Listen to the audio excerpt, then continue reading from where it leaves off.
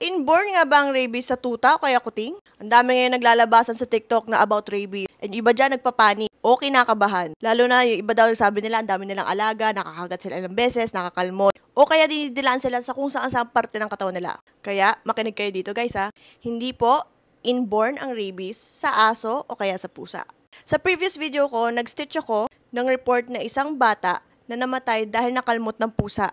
Take note, itong pusa na to ay stray cat. Tapos, hindi daw ito pinansin ng mga magulang. And take note, sa mukha na scratch yung bata. So, technically, hindi siya pa nagpa-vaccine. And unfortunately, binawian na ito ng buhay. Ito yung sinasabi ko sa previous video, na kapag nakagat kayo ng stray dog o stray cat o nakalmot man, mas mainam na magpabakuna kayo ng anti-tetanus shot post-exposure rabies vaccine.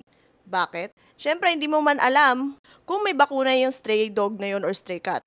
And hindi mo rin alam kung carrier man sila ng rabies.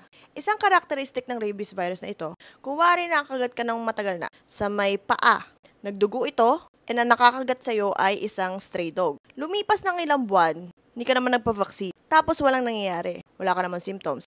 Alam nyo ba na ang rabies virus ay matagal siya mag-incubate sa loob ng katawan ng tao? Lalo na kapag medyo malayo or malayo pa sa brain. Pwede kasi umabot na ilang buwan, taon, hindi lumalabas ang symptoms na to sa'yo, tapos hindi ka nagpabakuna. Pero kapag umabot na to sa utak mo, wala nang gamot para dito. Dun sa last video ko about to sa bata, sa mukha siya nakalmot, diba? So, mas malapit sa utak. Kaya medyo mabilis rin nung nagkaroon siya ng symptoms. Then again, this is not to scare anyone, pero precaution lang talaga. Kasi wala tayong gamot o treatment para sa rabies pag once na nagkaroon ka ng sintomas. So, paano malalaman kung may rabies yung aso o yung pusa? Usually, sinasabi, i-observe ito for 14 days. If positive for rabies yung aso o yung pusa na yun, nababawian talaga sila ng buhay. Kapag ganon, positive sila for rabies. Kapag hindi naman, and then wala silang nilalabas sa sintomas, then hindi. But if you're a fur parent, it's your responsibility to have your dogs or cats vaccinated.